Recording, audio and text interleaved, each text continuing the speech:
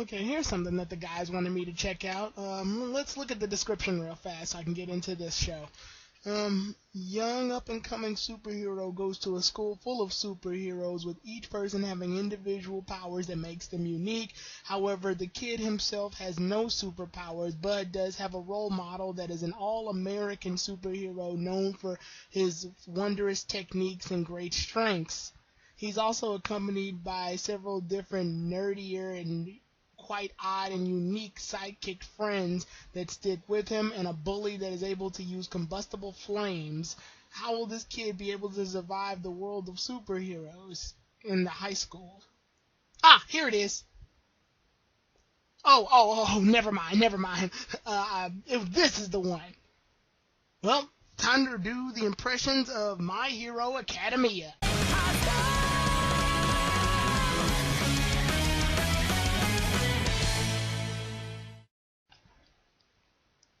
Hello everybody, Tyrone the Guy 3 here, and welcome back to an impressions video that I'm doing. Well, I think this is actually the first impressions video I've ever done. Well, regardless, so a lot of people know that this new anime has come out known as My Hero Academia. It's recent, it only has about 6 episodes at the time of this recording, that is. And it's quite popular amongst many people. It's shown to be the new Shonen Jump kid in town. And how does it hold up? Honestly, very well. I'm actually really excited for this show, and I've watched all 6 of the episodes that have come out so far, and I definitely gotta say I'm rather impressed by it.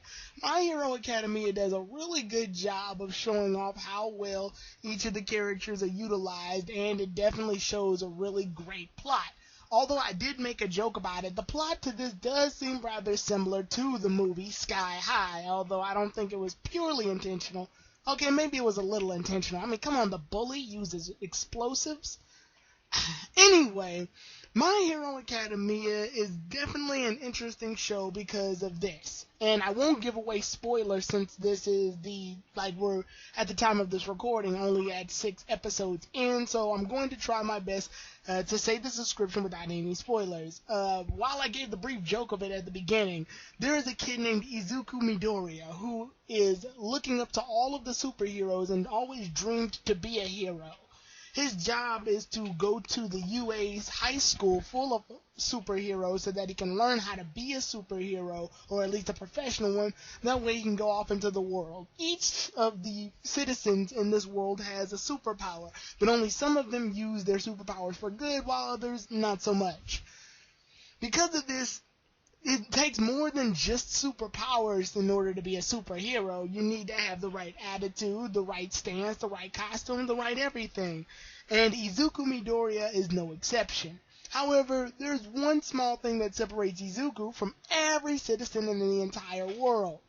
Izuku doesn't have any superpowers.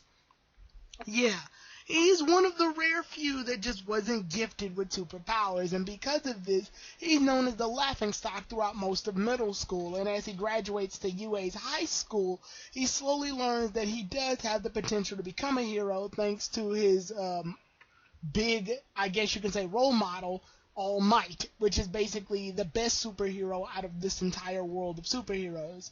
I'm not going to reveal too much of what happens after that because at that point I'd be spoiling a little too much and going into details from episodes 3 and onward. Long story short, Izuku's plans are to go to high school, and once he goes to high school, he'll meet up with several other students that have these quirky powers, which actually are known as quirks. And because of this, he's able to befriend each of these students and their wacky personalities and powers, and thus we get ourselves a superhero / school of life anime. One thing that's really good about My Hero Academia is that it's very clear on what it wants to do. It doesn't try to hold back, and it does have this lighthearted school life background behind the superhero anime. The only downside I could possibly think of My Hero Academia is the downside that My Hero Academia couldn't really control. It came after One Punch Man. What does this have to do with My Hero Academia exactly? Not much on the surface, however, when you look at it, superhero animes have been coming pretty big as of late. With One Punch Man coming out before My Hero Academia, no matter how seriously My Hero Academia is going to take itself, it'll always feel like it's slightly within the shadows of One Punch Man. This isn't necessarily necessarily a bad thing, as One Punch Man isn't a bad anime by any stretch of the word. In fact, it's one of the greatest animes to come out in a long time. However, One Punch Man is definitely known to be a satire of most superhero animes, as shown without the series. It's not meant to take itself seriously, so when My Hero Academia tries to take itself seriously, we can't help but notice that One Punch Man exists. I guess One Punch Man was like the revival of superhero animes, and My Hero Academia is basically the long-running stretch afterwards. My Hero Academia definitely tries its best to make each episode as hugely epic as possible.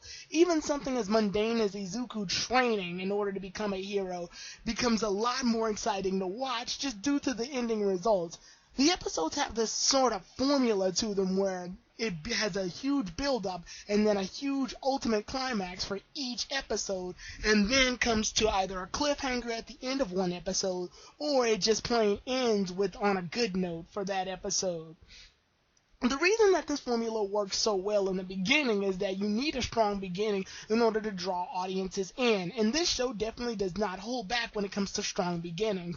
How it'll stretch out as an overall series, I have no idea, but as of right now, trying to make me comfortable as an audience member to get into a new series, My Hero Academia does not disappoint. One thing about My Hero Academia that I also really like is the rivalry that Izuku has with Kacchin Bakuya, also known as his middle school bully. Apparently they've had somewhat of a childhood together, from being friends to bullies to just outright rivals now. Without revealing too much into the plot, this guy basically pushes Izuku to the point where he is backed into a corner. He always bullies him and even calls him the nickname Deku, which Izuku ends up taking into embrace, because at this point there's nothing really he can do about it because he has no quirk. He can't stand up to Bakuya.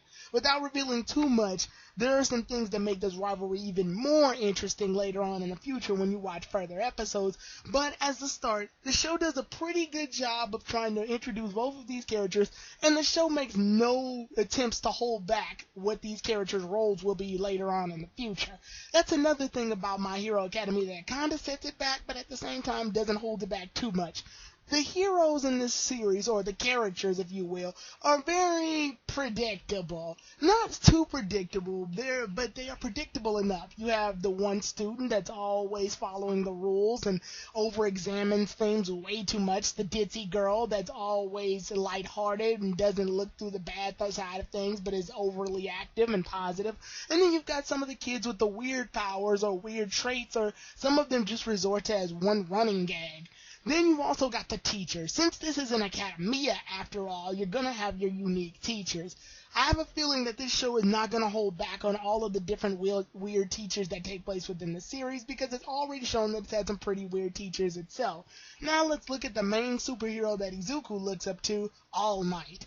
All Might is basically the shining epitome of what every hero is trying to be, and All Might doesn't hold that back. Everything right down to his shining, perfect teeth, his all-American major glory-ass colors, and his just overall persona makes him probably the perfect definition of the good guy, everyman hero. This isn't necessarily a bad thing, and it does a good job of showing off what it is. I won't reveal All Might's secret. However, when it is figured out, it does flesh out his character and makes him a bit more interesting than just your regular shining glory of a hero. This anime definitely does a good job of making its characters and making them to the max. While it doesn't leave room for much development afterwards, it does help out. However, the main character himself, Izuku Midoriya, definitely shows to have a lot of dimensions within his character. It does show to be a little predictable in terms to most anime characters with his particular role, but it does work for what it is, and he does work on his character. The show mostly devotes to developing Izuku, at least that's how it started. So, with that being said, there's going to be a lot of different personalities to Izuku that we get to see, but his primary one is usually a frail child. The reason of such being is because he has no powers, and in a world where everyone and their grandmother has superpowers, you're going to expect this character to be a little weak at the start, at least. What happens to him afterwards, I obviously can't explain. However, the show does do a good job of helping him build as a character, and I'm definitely showing to be behind him almost 100% of the time in every episode. There's never really a time where I didn't feel for this kid. However, there's also some times that seemed a little weird to me in terms of Izuku. What I mean by this is that how he interacts with other characters that aren't Bakuya, So, with that said, it's just, I guess they'll need to work on that later on within the series, but overall, each of the heroes definitely makes their staple role inside the anime. There's no hero, like I said, that disappoints here, and there's no hero here who does anything that I dislike. There are some heroes that do need to be fleshed out more, and it definitely shows that it's going to have a large cast, but we're only 6 episodes in, and so far the series is only focused on development for Izuku, Kacchin Bakuya, the girl, I can't remember her name right now, and the nerd that basically sticks to everything, and he basically is like OCD. So, with that being said, all of the characters will be fleshed out later, I assume. But as of right now, each of the characters do show to have some colorful personalities, and the show definitely does not hold back. As far as the soundtrack goes, it's really well, as well as the visuals. The visuals don't hold back, and there's never a sign of the anime showing the lack in animation. Every episode seems consistently drawn, and each of the moments and actions in the anime seem like they're professionally done. There's never been a point in this anime where I stopped and went, oh man, they're really slacking on this one, or oh man, they're doing really good in the animation on this one. It stays relatively consistent, and I like that.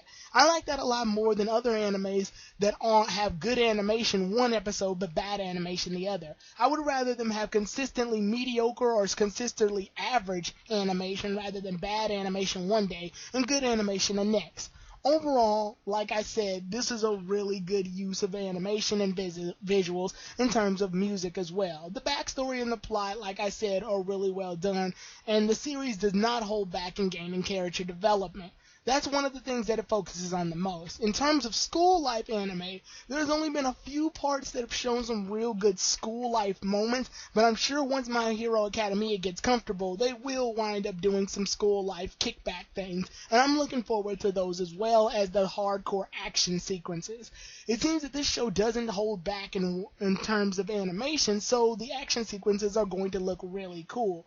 One thing I do like about animes like these is that there will be moments where there'll obviously be arcs where they have to deal with the main villains at one time, and then chill back episodes where they can just hang out the next. My Hero Academia definitely sets itself up to know what it's going to be, and because of this, while we don't get a lot of surprises per se, it will be nice for the journey that itself. So, with that being said, I definitely recommend that you all check out My Hero Academia. You can check it out now while it's still new. That way you won't have to try to play catch-up. It's definitely a really good anime, and I heard that they're having a dub come out soon. I'm not sure if I'm going to watch the dub. I may watch the dub just to see in comparison, but usually if I'm already ahead in an anime via subbed version, I'm not going to revert back unless the dub is vastly superior, like in Dragon Ball. So, with that said, check out My Hero Academia. It's a really good show for some really good heroes. I'll see you all then, everybody. Tyrone the God 3 out.